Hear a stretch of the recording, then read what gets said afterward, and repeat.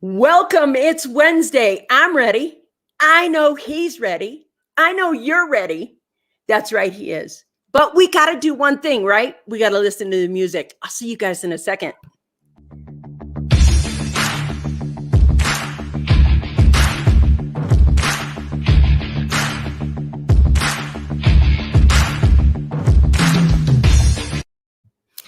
Welcome to the Success Secrets for Business, Family, and Life channel. This is the Coffee Break Show. We've gone down to once a week instead of every day. I see you guys starting to pop on. Welcome. This is brought to you by Metadime Digital Network. And today we are going to have a boatload of fun. I can just feel it. If you guys haven't met Don Mamone, you are about to get your socks rocked off. First off, just welcome to the Coffee Break Show. I'm so glad you're here with us today. I'm so happy to be here. Thanks, Vickie. Listen, I see you guys coming on. Look who popped on. Hey, Carrie, nice to see you. You knew we were going to be here. It was going to be all good. It was going to be all great. I'm glad to see you guys popping on. Do me a favor. Good morning. What do we got here? Good morning. So looking forward to this conversation. Thanks for joining the Coffee Break Show. Thank you for being here. Listen, this is brought to you by the Metadime Digital Network. Put your name down below and join us in the conversation. We talk about things that are inspiration, motivation, education, and those things that are going to help you create thrivability. I want to let you know my heart's pounding right now. Karen, so nice to see you. Hello, Don and Vickie. I'm so happy to see you, Karen. I can't wait to catch up. All right, nice to see you guys on. Listen, I got him on and I just want to start the conversation. I see you guys popping on today. Don is an award-winning everything, but he's got I was just talking to him back before I got on. I was like, Don, we could talk about so many things. I'm not even sure where to start because there's so many cool things that he's going to be here for. And I want to let you know, he's an entrepreneur, had a business for 15 years, but also at the Beverly, what were you? You were the director of events at the Beverly Hilton? Yes, ma'am. The one in LA, the big one, yes, right ma'am. There. Yeah, before the one that Golden Globes every year. Yeah, 25 years in hospitality, I say now, because I did 10 years for hotels and now 15 years owning my own business. So this guy's done the Golden Globe Awards. I mean, come on, how star-studded can you be? And the photography as well, all over the world. He's also expert branding, and we're going to be talking about branding and things, but we're also going to be talking about everything else that makes for what I want to talk about really, Don, which is having and creating a life you love, because that to me is something you've done. You've got all kinds of experience and everything else, but tell us how you got started on your path and how you got to where you are and what is it that motivates you?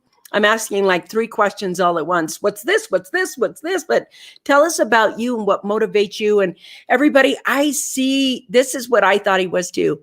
Renaissance man. I just want to say good morning, MJ. So welcome.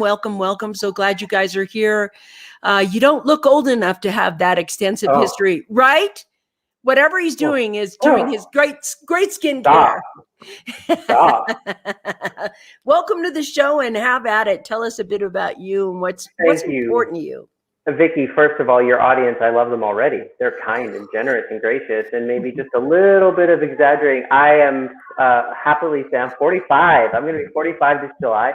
I literally started in the hospitality industry out of college, communications major, got a job at a hotel in the American Riviera. I'm not going to lie. I went to college in Paradise, Santa Barbara, California, and I did 8 years. I did 8 years of on-property work at hotels throughout Southern California, with my last stop being at the Beverly Hilton. Okay. Wow.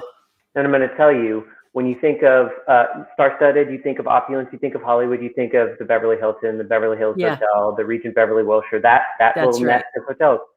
I was miserable. Wow. That's like somebody's dream job, all the celebrities and everything else. Tell us why did that make you miserable? It's not my metric. It's not bigger, better deal. Who's this person? Who's that person? If I had a nickel for every time I heard, don't you know who I am? I would be wealthy and rich and I would have retired by now. Yeah, of course. And I lived in a place where their metrics and my metrics didn't align. And so when your core values and your core beliefs don't align, you end up in a place where what you're trying to accomplish and what the institution, whatever else, it doesn't align. And when it doesn't align, it means you're going to be out of homeostasis, out of alignment, whatever you want to call it. And so it was really neat though, because I looked at the company and I said, hey, I need a different gig. This isn't my gig. I'm not going to excel here. Nobody's going to win. Let's figure out something else. And so I took this fateful leap and I left the hotel property, right? I had been doing it for 8 years. I was perfectly content right up until that point. And after about 15 months at that hotel, I took a job in Dallas, Texas as a subject matter expert, driving a software initiative for the hotel company. And they needed somebody with operational experience to say, will this program work and how does it work? I got to travel. I got to work with people that I loved and cared about. It changed my whole world right up until Hilton got acquired by Blackstone, and they went, oh, we don't need this project anymore. And I said, okay, great. What does that mean? And they said, well, you can go back to a hotel. And I went, wrong answer. No way. Like, I've gotten a taste of what it's like to be in an environment that isn't as confining as a hotel. And I love my hotel people. I love them, but it just wasn't my jam anymore. And so it was that moment I looked at my then fiance, soon to be wife, and I said, I'm about to be laid off. They've literally given me the deal, like, this program's now, you can go back to a hotel or otherwise. I think I want to make a go of this photography thing that I'm so passionate about. And she's like, great, we'll make it work. That's amazing. Jumped and I said, I don't want to dedicate 40 to 60 hours a week in a job that I would do very well, in a career that I would probably excel at, but it's not the life I want to live. And we tightened our belts, and Emily and I started a photography company. That was in 2007. We went full-time 2009, and here we are, 2021. Wow. Just living the life we love. You know, I just want to stop. You've said so many important things. I want to go back to that first important thing. When you're out of alignment, you're out of alignment, you're out of homeostasis, everything, it's like you knew you were out that way. You weren't happy because of that. And somehow you were like, and this, thank you for this. Look at this. Wow. So insightful, amazing courage to move into the next phase. Now, what I want to also talk about is the amount of faith you had. You knew, okay, I can't do this gig. I just can't do this gig. What else can we do? So that thing, you leapt from California to Texas. I mean, how different can you be there? And then from there, that whole working with the software and people that you loved, and you realized you made yourself in alignment to where you loved what you were doing. And when that gig was over and that love thing ended, you did not betray yourself. You didn't say, okay, I guess I got to go back here. You were like, no way. I did this is here, etc. And then you took another leap. You went from there to follow your passion. But to me, the quantum leaps in consciousness you took to manage your career, to manage your thing, that's what I think the most important part of that conversation was, because it surrounds having faith. And if you are listening right now, I don't know if you're in the car, wherever you are, you don't have to take notes. You can just #replay. This will be here. We can, talk about that as long as we need to talk about it. But faith, the faith to leap, the faith to jump, the faith always turns into confidence over time if you stay with it. So now you have this photography thing. Your wife is with you and she's like, babe, whatever it is, we'll make it work. We're just going to make it happen. What did you guys learn together? How did you become that award-winning photographer?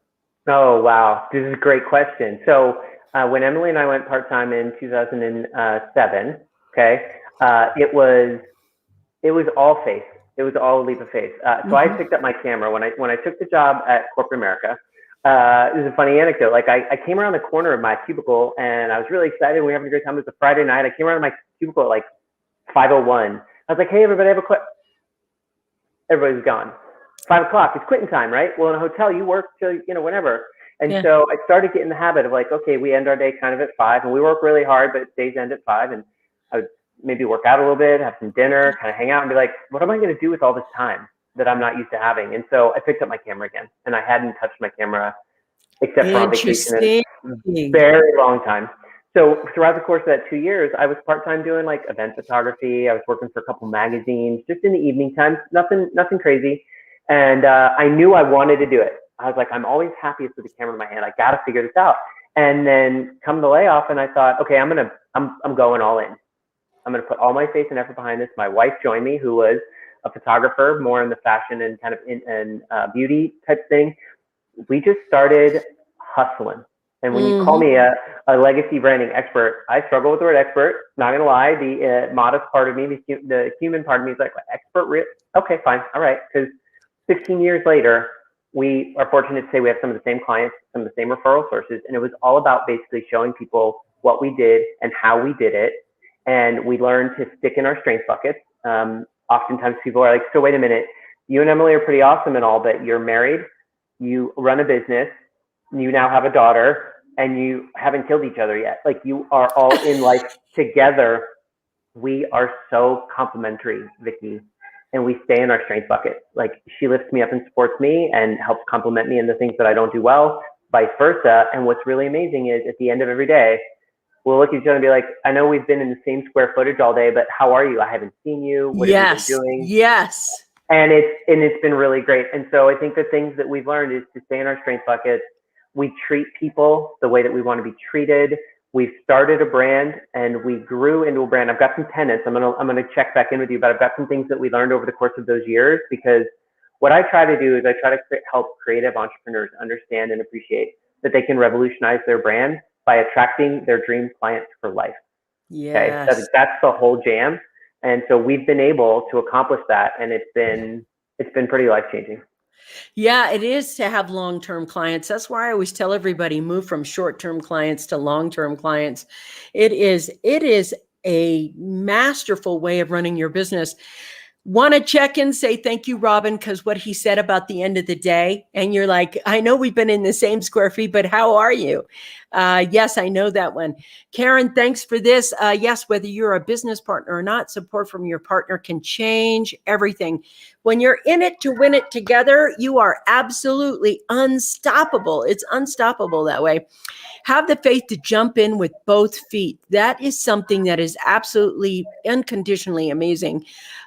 You are dropping gems of entrepreneurs and couple entrepreneurs. That's right. That is a big deal. And so what I'm interested in, because you just said something that I want to go back to, because I think a lot of entrepreneurs make this mistake. And you just spoke about how you almost have like legacy clients or dream legacy clients that will take care of your business, and you take care of them and treat them well, and they stay with you long term, which I think the short term high ticket sales thing, where here's your thing, high ticket sales, and then it's over with, I think that's overdone. And I think there is a basic way of creating a relationship where your client wants to be with you and work with you long-term, especially in photography, because you're taking pictures of their life. Mm-hmm. And tell us how you've developed that, and what 3 pieces of advice do you think you would give to, you guys are throwing up stuff for Don already. Here's a strategist website. If you guys, there he is right there. So we'll just say it right now. There's the man. If you're a strategist and you want to go from short-term clients to long-term clients, there's your dude. There's the link. But I want to go back to the question. What 3 things would you tell entrepreneurs right now who are struggling with short-term clients? So the first thing, everything that I do, okay, is based on one core rally cry or principle, okay? And it's people first, then profit. Of course.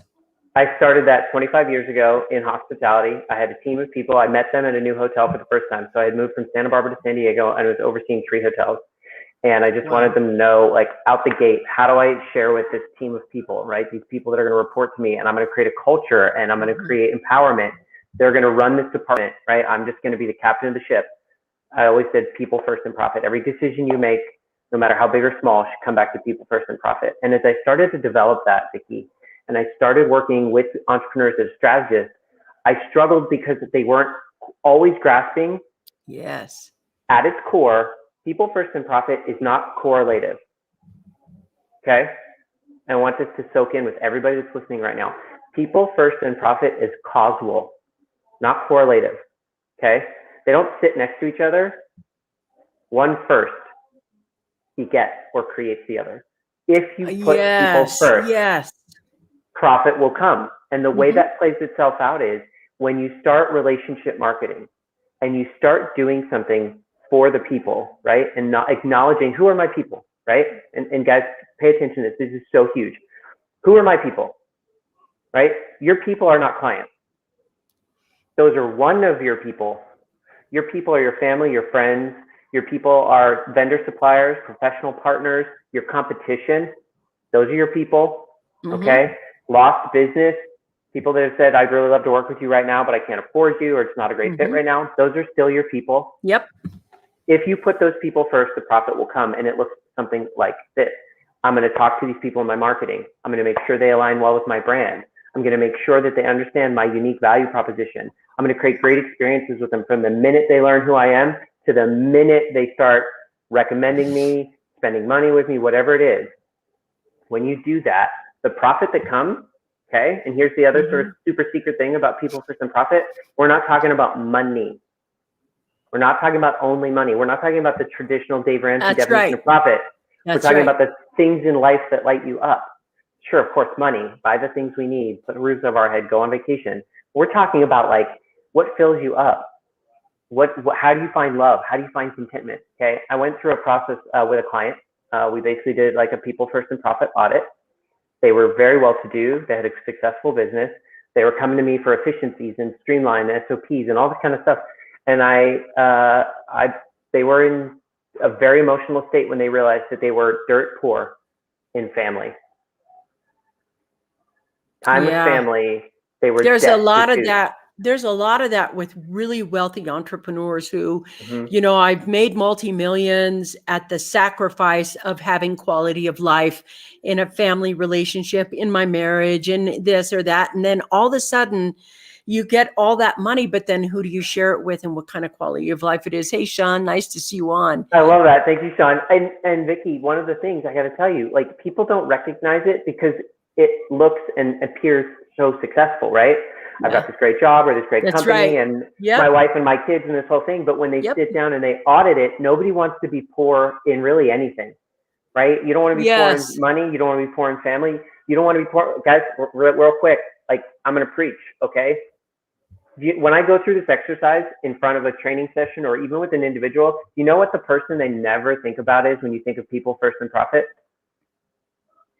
Themselves. No, of course. That's You're your people. You're your people. So nobody wants to be poor in self-care or health or wellness. And yet almost every entrepreneur at one point or another, and maybe even right now, if you're listening, if you say things like, I can't make time to take a bath, like a nice long drawn out bath, read a book, go for that walk, then you're poor in self-care and wellness. And that's not okay.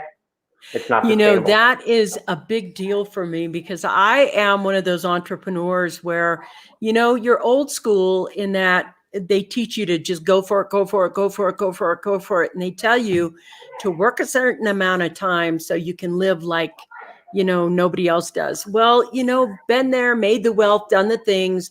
I've got 35 books written. I mean, come on, I have a level of success that has already been there. And I can tell you this, he's right.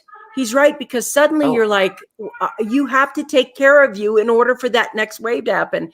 Sean, profit is not always money. You got that right. I think profit's a relationship, time, intimacy. I mean, there's so much there. Create great experience, paradigm shift for business. Thank you. Sean pops up. People, money, time is the balance of wealth. I love this right here. MJ, thank you. Your family is your wealth. I totally agree with that. Some of the things that you miss when you know, don't get to see your kids do whatever they do, whether it's baseball or soccer or dancing or singing or whatever it is, all of those precious moments. If you have that time, to me, it's like, if I had to tell my younger self right now, again, I would say protect your quality of life, quality of life. Your success is only a portion of the quality of life that you have and or profits that you're doing here. Love what you're talking about, Don. This is so important because everybody watching, everybody listen, and I know you're chasing your rainbow. I know you're chasing your brass ring. I know that you listen to this show and you come on because we have experts. And this is one of the most important experts we talk about because he's been in the battle zone. He's been in the battle zone of, I mean, come on, 3 of the biggest hotels where they were celebrity hotels. You have really been in the battle zone when you know who I am, which means give me special treatment, etc. So busting that hump, busting through that, following your faith, he's made those leaps. He's made those quantum jumps. He's made a life that he actually loves. And he's now advising to these entrepreneurs. You advise entrepreneurs right now how to, and we're talking about 3 things. So we just talked about 1, which is taking care of yourself, taking care of what are, people, who are your people? We talked about that. And I think that was so enlightening. Who are your people? Guess what? Number 1, you are your people. You take care of those people. That was brilliant. And I'd love to continue the conversation and find out what number 2 and 3 things are for, those advices for entrepreneurs. Sure. So let's talk a little bit about the flywheel that you can create in your business. Okay. There are 4 foundational and fundamental elements to a business. And this is how you create a legacy brand that genuinely becomes self-propelling, right? That's the concept of a flywheel. You have everything moving in the same direction and momentum keeps it going. Okay. The first thing you have to analyze and look at is your branding. Okay. I live in Texas now, and I do this fun talk. It's called Branding is for More Than Just Cattle. And the reason that I called it that was because it's fun because I live in Texas.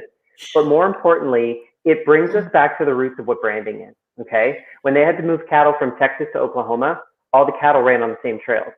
And so you would literally create a branding iron and you would brand your cattle so that people would look at it and would create identity and ownership.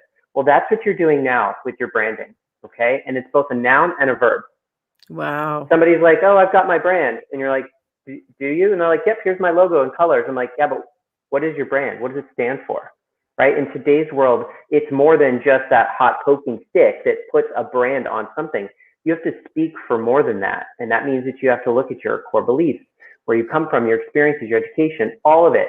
That's your actual brand. Okay. So that's element number 1. Element number 2 is marketing. Okay. Marketing is the voice that you give your brand.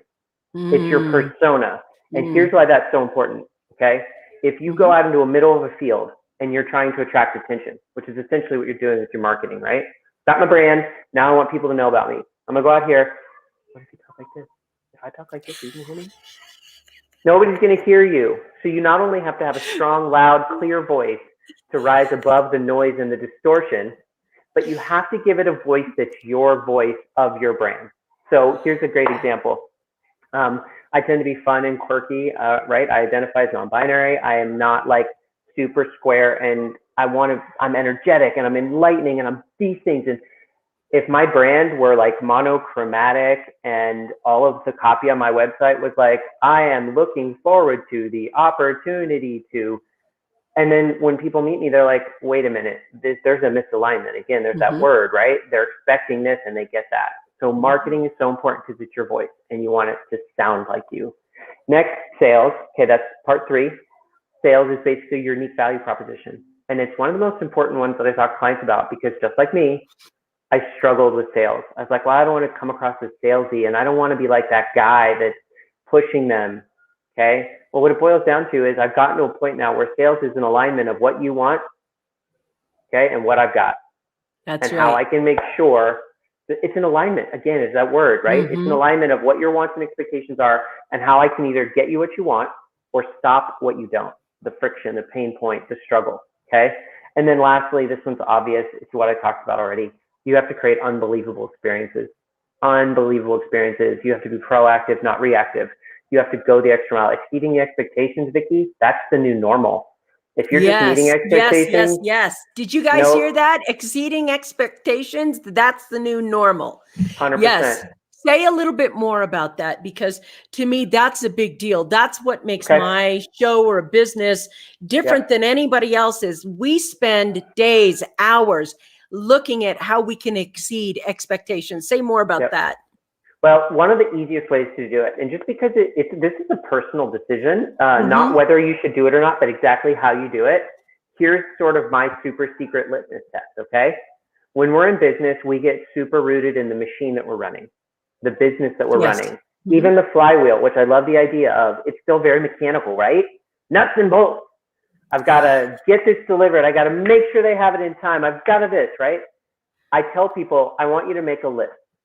And I have a worksheet for this that says, make a list of all the nuts and bolts that you do in your business. And I literally mean from lead inception, right? Branding, marketing, lead inception, sales, customer service, like all the way through. Make a list of as many as you can think of, nuts and bolts experiences. And I have another column that says, okay, where's your hearts and flowers? Where's a way that you can have an impact on this client, okay? And the brands that do it exceptionally well are the brands that write unbelievable copy, have new and different types of touch points, offer things that are different than somebody else. So 9 out of 10 people in this field do it with an email. I do it with a video or a phone call, right? Most people get here, I go there. So where are the hearts and flowers? Because my favorite, very, very, very favorite thing to talk about when I talk about experiences, Vickie, is the Maya Angelou effect, is what we call it in our business. Okay? It's called the Maya Angelou effect because of her famous quote, people will forget what you said and they'll forget what you did. They'll never forget how you make them feel. Yes. So that's the hearts and flowers, right? If you come home and you're like, hi, honey, I'm home. Is she glad to see you or he glad to see you? Sure. But when you walk in the door and you say, honey, I've missed you all day, right? It doesn't have to be something that's bought and paid for or whatnot, but if, honey, I missed you all day, I just want to let you know how much I appreciate you. Or you bring flowers, or you do something special, pick flowers off the side of the road on the way home. What does it mean? It means I thought of you. You're important to me. Here's the hearts and flowers. You can do that in business too. That is so, it's so spot on. And we spend a lot of time, there's a friend of mine, Wendy, who talks about being able to delight your client or your customer. Want to pop over here again because I like this. Sean, thanks for being the experience relay and not just another concept relay. Your unique perspective is a result of your past experience. Good stuff, Don. Thank you. This one, over deliver as a standard. Yes, that is over exceeding expectations.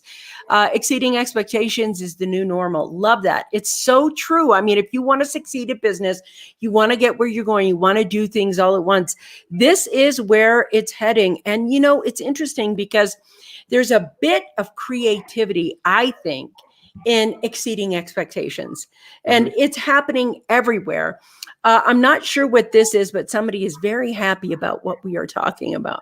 I'm so glad to hear that. And, you know, Vickie, a follow-up, because this is one of the things that's so important. You kind of unearthed the fact that not only can it delight your client, but it's on you to understand what that expectation is. Because let's all admit it.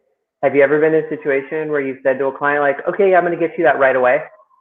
And then you get it to them like within 24 hours and they're mad. They're like, you said right away. My right away is 4 hours and you took 24 hours to get this to me. It's our job, guys. Open lines of communications. I've never been happier than when I was an entrepreneur, when I started my business, that I was a communications major.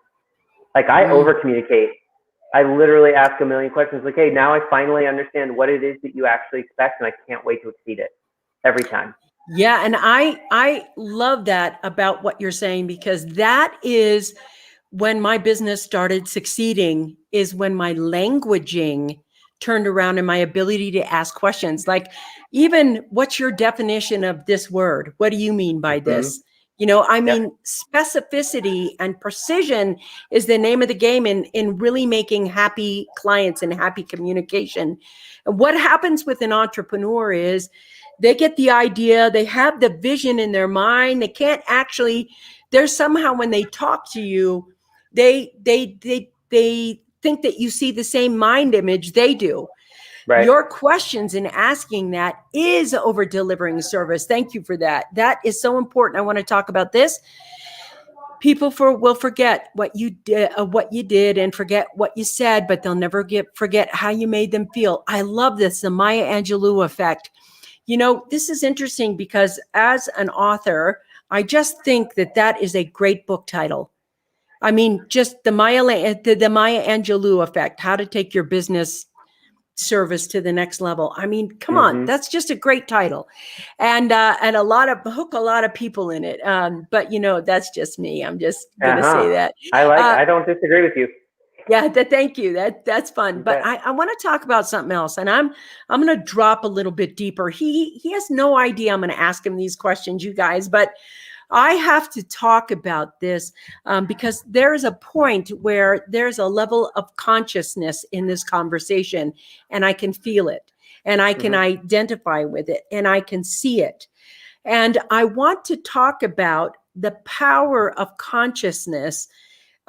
First off, I know that there's a lot of consciousness development. I want to talk about the 3 hotels because you said about building a culture, and you talk about building a team of people that empower themselves to put people first, those things.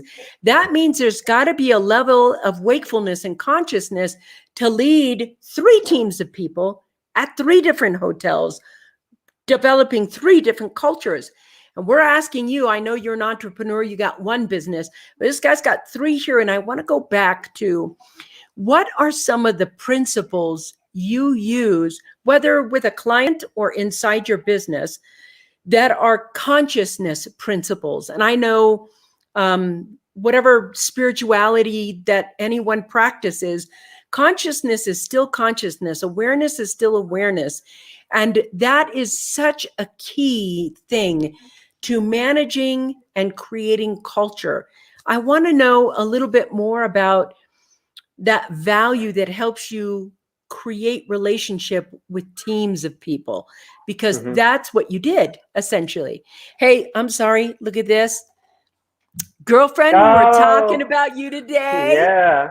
Hey, nice to see you. Love you too, sister. Okay. One more thing. There's the Maya Angelou effect. Managing your client's expectation, also so important. That's correct. Now we're talking about building. Cassie's still on it. Cassie, I almost want to pull you on, but hey. Anyway, so what I want to talk about right now is I want to talk about that. She's just going on. I love you both so much. You got that right. It's entirely mutual, isn't it, Vickie? I don't think 2 people could love Cassie more than we do. Yeah. Maybe Adam. Maybe your daughter. Maybe Adam and her daughter. Maybe your family, whatever. And that's it. But other than that, it's us. We got it going on. Right. 100%. We're talking about consciousness right now. And I want to talk about this because I think 98% of winning in business is your awareness and state of consciousness, not your mindset, your state of consciousness. And I think there's a vast difference, but I'd love to hear what you did, how you thought, how it developed. And let's go down a little bit deeper. Let's take a little dive deeper. Yeah, that is an interesting question. So Vickie, I have to throw it back to you, and I don't do this often, but tell me then for you, how do you define consciousness? Thank you. Consciousness to me is a state of awareness that allows you to look at something in its wholeness, not looking at something in its judgment or duality, but in its wholeness, to move it in a direction that it wants to move in or that it needs to move in, etc. Am I making sense? Totally. So I would say 2 tenets here for me. Okay. One of the things that was most important to me when I worked with a team of people and I was in charge of them or in charge of the direction of the department was empowerment. And one of the ways in which I encouraged people to do that was with relativity. Relativity has always been incredibly important to me. And so I am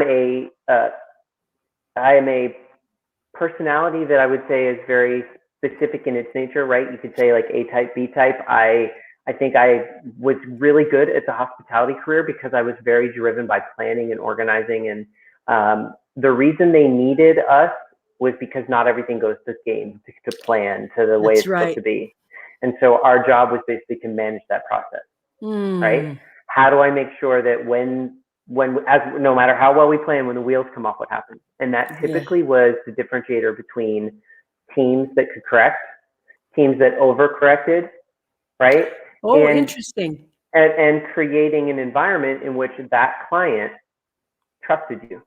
And why the reason I say relativity is because when you give into the moment, and this is when you were saying like the judgment, what's happening, when you give into the moment and you don't see the whole picture, the relativity of it, right?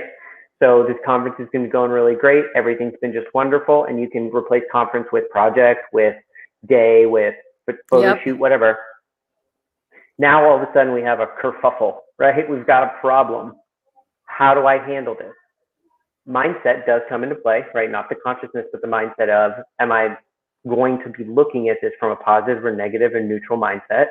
But relativity, and this is the saying I used to say frequently when I would have someone freaking out. Oh my God, the sky is falling. Guys, what we do is very important. These people rely on us. However, we're not curing cancer here. Let's all take a step back, reevaluate, and figure out what this looks like and how we repair it, how we fix it. And if you're human and you're candid and you're transparent, and that client can see you as a subject matter expert and a partner, that's all that matters. Oh, right? God, did you hear that? Subject matter and partner.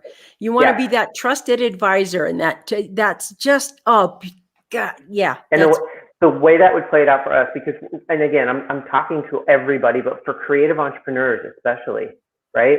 You're an artist. And Emily and I have always said we're artists in service to our clients. Because an artist creates what they want, Vickie. I'm going to take a canvas. I'm going to take a picture. I'm going to do what I want. I'm the artist. I'm inspired. Well, I'm the artist in service to someone else, right? Which means that I need a service. When a client looks at us, Vickie, and says, you guys just do what you do. We love what you do. You just do what you do. That means that we have achieved that moment where they look at us and they say, you're the subject matter expert. This is your zone of genius. Here's our kind of needs. Now you go do what you do. You know you've figured it out. You know you've made it. And so if you have clients that are nitpicking you, clients that are really difficult, there's one of a couple things. You haven't shown them that you can be trusted and that you're in control of this, and you haven't asked them all the questions. You haven't done, or you have the wrong client. It's that simple. That's not your client, and you're trying to serve them. Yeah. And you know, it's interesting. I am so not afraid of letting go of clients. In fact, I have a literal kind of filter to even work with me. I got to see if I want to work with you. Love that. Artists in service to your clients. Artists in service to your clients. Now, I want to talk about this because to me, this is the defining line between a conscious business and a regular traditional business. So in the traditional business, they tell you to pick a niche.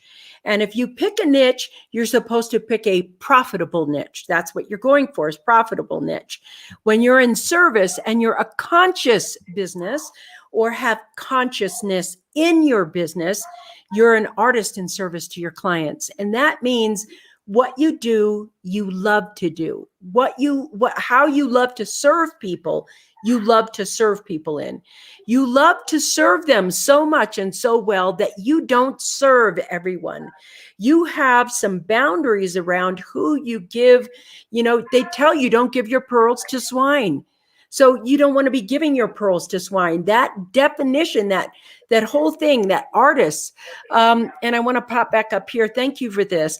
98% of winning in life and in business is awareness and your state of consciousness. Now, this to me that he just spoke about, this to me is being a bridge between the divine, and then the bridge being you to serve others, to serve humanity in that moment where you're sent. Your client, it's like when you start a business and you're new, you just have to have faith that you're going to make sales. Your sale is coming. Your client is coming. Faith. Desperation will give you clients you don't want or need. Faith will have you, who am I supposed to serve? Send me the person I'm supposed to serve. This is such a powerful thing. Everybody wants to learn a new trick, a new technique, a new marketing tip, something, and you get on this show, and it's actually the deep knowing of what business is, and business is moving into this conscious business space. Thank you, Sean, for this. Expertise is recognized, not proven. I want to talk about this because one of the things I think, I'm going to just go here, because last night when I knew he was coming on, all my intuition in me went off. Everything about, because I'll read your bio, but my gift is I'm going to feel you. I'm going to look at your picture. I'm going to see you. I'm going to feel who you are. And I'm going to let my intuition tell me which direction to take this conversation. So I already knew. I told him when we get on, I'm like, are you open to just not having any questions that are lined up? I'm going to ask you this and this and this. And he was like, yeah, let's go for it. And so right away, that made it made it to the point where whatever the divine wanted to say could be said. And I think some of the power of this conversation is the divine telling you, if you're struggling in business, if you're struggling in these areas, you don't need to struggle. You can and implement exactly what he's saying here. The legacy of your brand, I want to go back to this because expertise is recognized, not proven. And what I mean by that, and I hope, Sean, I'm mirroring you, I don't know, but there is a resonance, a frequency, a vibe that your brand puts off that is you, that's your vibe. So if people go out and they say, well, you know, she's a hoot, or he's really funny, or he's super angry all the time, or, you know, she's so loving and kind, and whatever it is, whatever they say about you, that's pretty much your vibe being felt. That's pretty much your conscious awareness. So here's the thing. Everybody has a bullshit detector, a BS detector, and they can feel your vibe right off the bat. So if you take a look at Don right now, you could see he is so grounded and chill. And he's like talking like this is just it. This is how it is. He's been to the rodeo. He's won the rodeo, been to a few rodeos. It's not his first rodeo. And just like Sean said earlier, thank you for being experienced. He's relaying experience.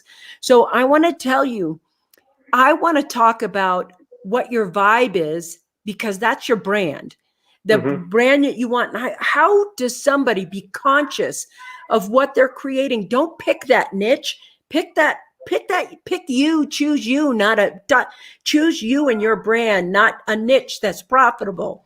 And I think I want to go there because you went from doing this to doing your passion. Yeah. So first, I want to sound like a magician, right? You know, like when a magician does a trick and they bring someone up on stage and they say, we've never met before, right? So I want to confirm, Vickie, that you and I didn't talk about this, but can I show you the shirt I decided to wear today? Is that okay? Yeah, and I want to let you know, unique starts with you. Yeah, baby. Okay. So when you talk about like your vibe and who you are and what you do, what's the constant there? You. I'm not afraid to admit, I'm going to be completely transparent with you and your audience. I've done a lot of personal work over the last couple of months. I have claimed a part of myself that has been there since birth that I wasn't able to or willing. I'd sort of built this internal prison, this invisible prison I lived in, and it was very hard for me, and it was a very heavy lift, and it was I needed to unburden myself of that, and I want to tease that for a second, and I'm going to come back to it at the end of the story, because basically what I tell clients is you have to basically be willing to admit to yourself that this is who I am, and the who I am is who you are being, not what you are doing. Okay. Yeah. If you're being who you are, it's who you've grown to be over the course of however many years, right? It's your educational background, your experience, your cultural beliefs, your religious beliefs, your core values that you've adopted and honed and decided on and chosen over time. It's all those things, right? That's who you are. And you've said a couple of really brilliant things throughout the day today, Vickie, which is not surprising to me, but these ideas of you have to say no to money sometimes. You have to fire a client. You have to be willing to stand at the top of a mountaintop and scream at the top of your lungs with blue nails, I am who I am. I want to serve you. Here's all the ways in which I can serve you. And you have to be willing for people to throw rocks at you. Yes. You have to let them throw rocks at you. Stay at that thing right there. You have to be willing to let them throw rocks at you. Yes. Yes. And you have to not care. That's when you're tempered through the fire. At first you care, later you won't care at all. Correct. Yeah. That is powerful. Once you acknowledge that by standing on the top of the mountain, it doesn't matter what you're saying. Not to say that it's not important, but for the purposes of whether rocks are going to be thrown or not, it doesn't matter what you're saying, because there will always and forever be someone somewhere that will hear what you say and be ready and willing to throw a rock. And if somebody up there comes and says the exact opposite, there will be somebody that will throw a rock at them.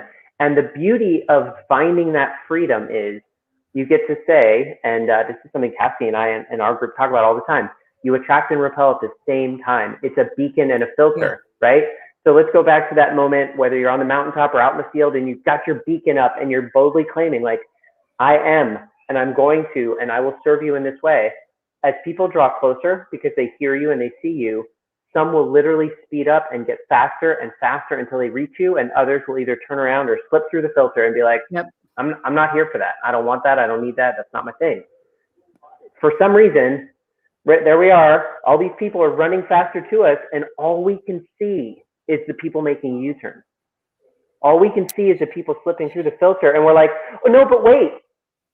No. Bye. Bye. Bye. That's what you do. And it's hard. I'm not going to say it's easy. It's hard. Courage really is acting anyway. Courage is feeling that fear, feeling that frustration, knowing that that's the case, and being like, that's okay. I'm going to go forward anyway. All right. And so the last couple of months have been really important to me. It's allowed me to open up freely and accept that I am gender non-binary. And that for me was a huge lift, a huge weight. And one of the biggest. And I would have never come on your show with blue nails. I wouldn't have, because it didn't align with what I expected I was supposed to be doing.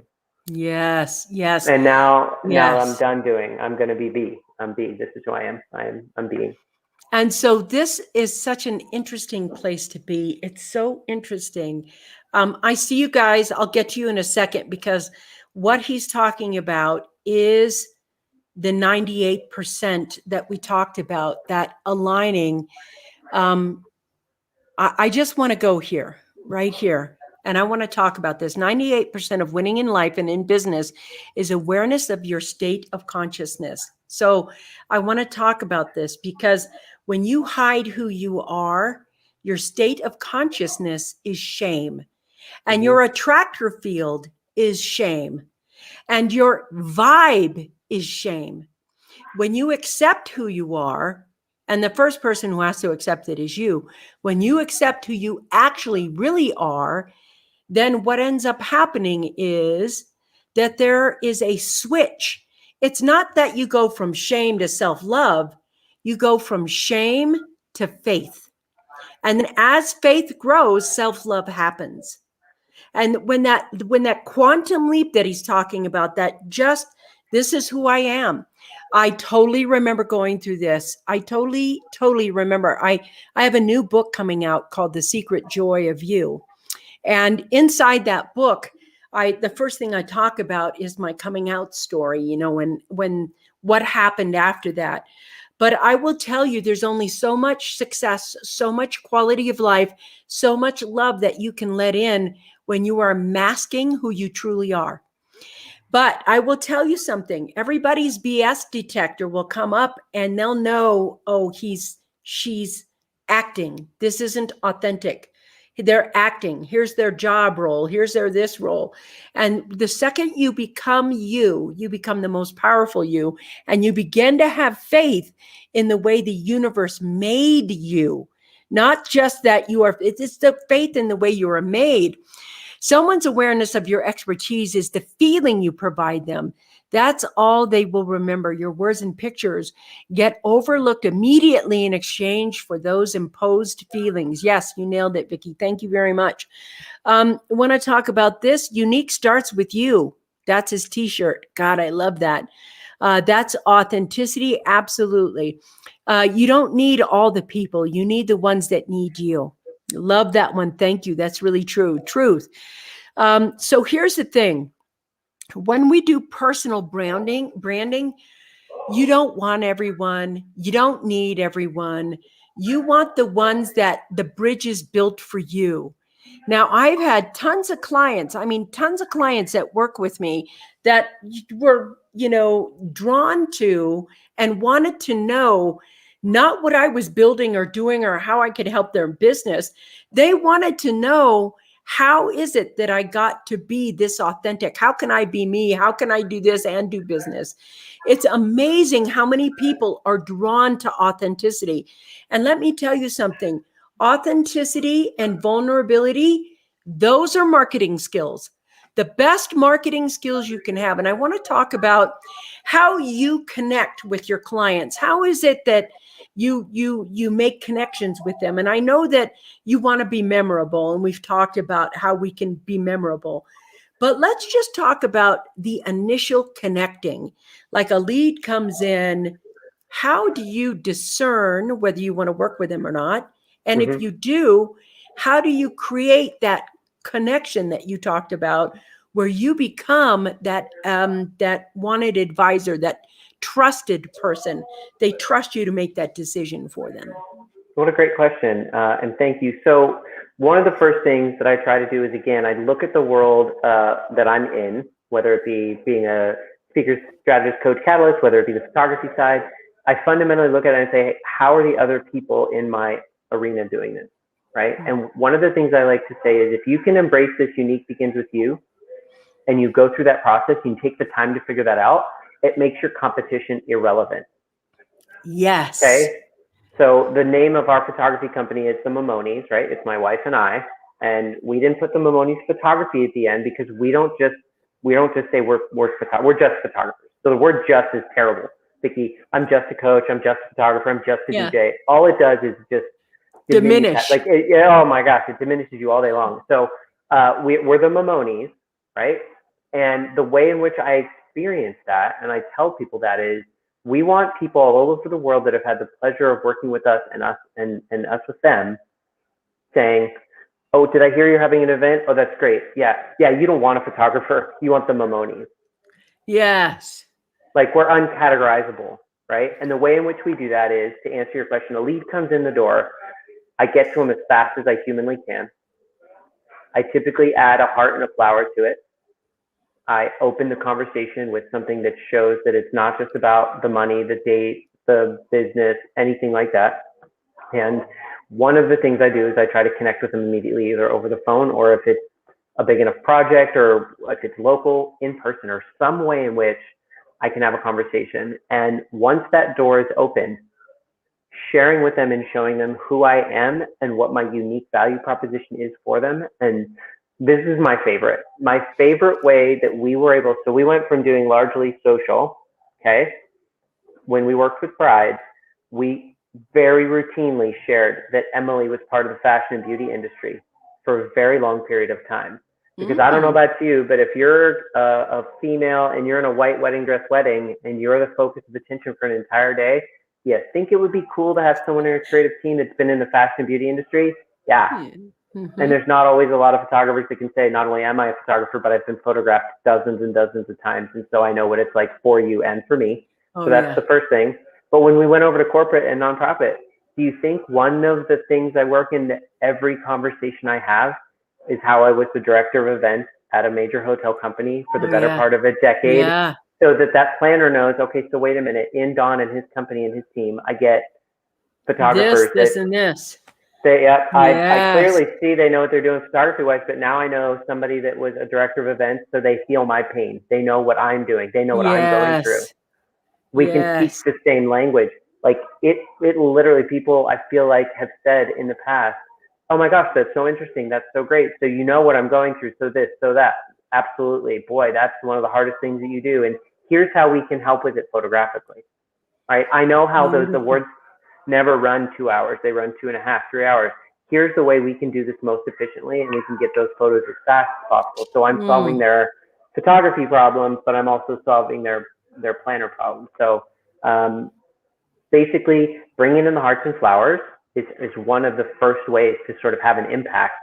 And the way to nurture that connection and make sure that you win that client, and you win them for life, not just for a project, not for just one paycheck, you win them for life, both them referring you and them coming back, is by far and away showing them who you are, how you do what you do, as well as what you actually do.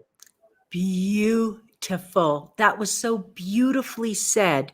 I think that is, we like to call ourselves experts, and I love that you took all of your knowledge base, which most people don't. They like to say, I'm a this, but all of your knowledge base so that your client understands that you have a more holistic view, and that makes you stand out. Oh, God, that was so great. I see you all. I'm going to pop over here for a second. Let's see. It's much easier to be yourself and try to be somebody else that you'll never be. I totally agree with that. I love this. It's just another 4-letter word. Love it, love it, love it. Way to highlight your zone of genius. I know, right? I mean, that was so perfectly done. That was so amazing.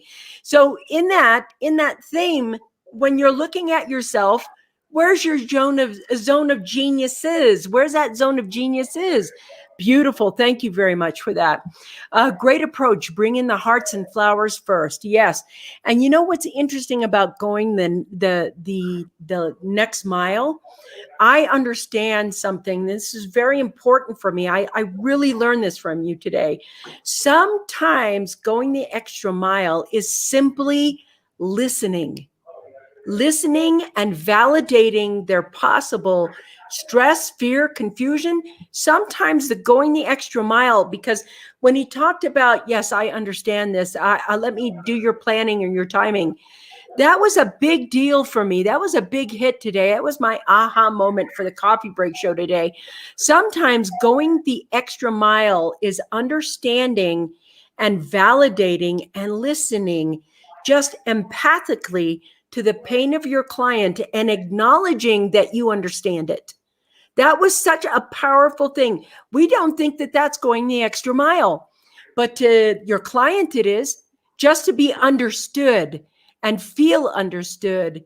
That is an amazing thing. Thank you. This is it. Active listening is a superpower. Tell me what you were going to say. I saw you were going to say something. I wanted to add something because I think what you're saying is so, it's so ripe for exploration, right? Because when people say go the extra mile, it's as if you've run a mile and you got to add a mile. Yeah, that's not it. I think what we can all acknowledge is typically going the extra mile means you've gone 1,000 miles, and this is 1,001. And maybe another analogy, another way to say it, Vickie, is go the extra yard. Because here's what's really funny, right? I seem to see a lot of people that catch the ball in their end zone and they do all the work to run downfield and they stop at the 1-yard line. And you're like, no, go the extra mile. Yeah, you got 99 yards on your stat sheet. Yeah, whatever. But if you go the extra mile, you get the touchdown. Like it's not that much further. When we use that word relativity, it's not a Herculean lift. And to your point, it could be something that's very intrinsic to what we do. It's very easy to work into the system. So thank you for unearthing that. I appreciate it, Vickie. Yeah, that was really a great aha moment, going that extra mile, going that extra yard. I want to tell you what I really have intrinsically found from this conversation with you today, Dawn, which I really appreciate. For me, the extra mile is consciousness and awareness, because that's where most people won't go. That's where most people want systematics and set it and forget it. But the second that you become more conscious and more aware in your business and your client dealings, you are now the trusted advisor, because they understand that you are taking a holistic view. That is such a powerful and important thing. Now, I'm going to dive a little bit deeper here because we have him here, and I'm going to drag him over the hour a bit. How do you grow your awareness and consciousness level? Now, I understand that you've had to practice it. You could not throw it by. You had to practice it in the hotel industry. And that was all about awareness. It was all about meeting expectations and needs. And suddenly I want to know, how is it that if you're not in the hotel industry, could you help somebody develop more awareness and more kind of consciousness in their business? It's not all about systems and, here's my to-do list and here's our protocols. And because you spoke earlier about empowering your culture to solve the problem. Want to go here. People are just like, yes, brilliant.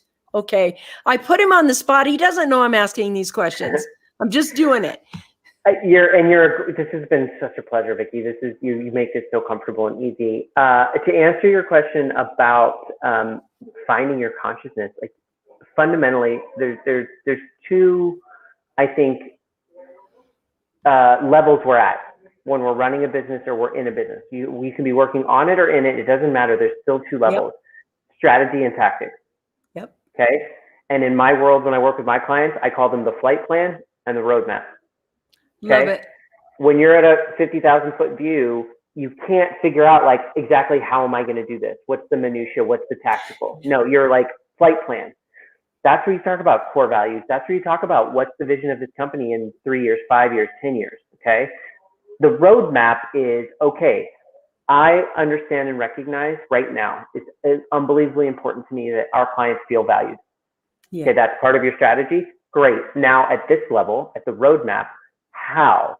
What's the tactical implementation of how I make our clients feel valued? So there you've got that. Now, consciousness is making sure you spend enough time at that flight plan level. But here's the thing. Part of your flight plan, you have to look inside. Amen. And you have to say, what's the strategy for me? What is it that I'm going to do? How am I going to grow? And the two words that you can consider sort of at those levels, the flight plan is transformational, right? What ways in which am I going to direct this? At the lower level, it's basically transactional, right? It's a very transactional place. Like, I'm going to employ this CRM. I'm going to introduce this email server system, whatever. It's SOPs. It's very transactional. Up here is transformational. And this is scary. This takes work. It typically takes help. So the one thing that I would tell people, if I had to go back as an entrepreneur, 2007, part-time, having fun, in 2009, when that job sort of went bye-bye, one of the first thing I would have said to myself is, get a coach. Go get someone that has walked the path. Yeah. Don't feel like you need to do this on your own. As business owners, I don't know what it is, Vickie, some reason, if we own our own business, we feel like we have to do it on our own. We don't. Okay. So I would go back and I would say this transformational work is a heavy lift. And if you do it now, you're going to get that flight plan more fleshed out and you're going to be better at it. Let someone help you with that. Right. But that's how you find consciousness. You're literally living in a place where you're not so focused on left and right turns, right? You're above the clouds, blue sky, open land, open water. Where am I going? I can go anywhere. Whereas down here, you're confined by streets and turns and stuff. So find the people. I mean, obviously, I can tell your crowd, like, they're interjecting, they're engaged. Like, these are the people that are doing the work at that higher level. And, I think this is where business is going to anyway. This has been a thrilling conversation, and I really, really have enjoyed talking with you today. And what if somebody wants to talk to you outside of this show? Now, listen, if you're driving or you're on iHeartRadio or, iTunes or Pandora, and you're driving your car, you're listening in, just relax. You're going to have this information. It'll be in the feed, and you don't have to stop or try to text, or just be safe and hashtag replay. It's there. How do they get involved with you if they want to work with you or talk with you, or, where can they be involved with you? I hate to say everywhere, but I literally, Vickie, try to exist everywhere.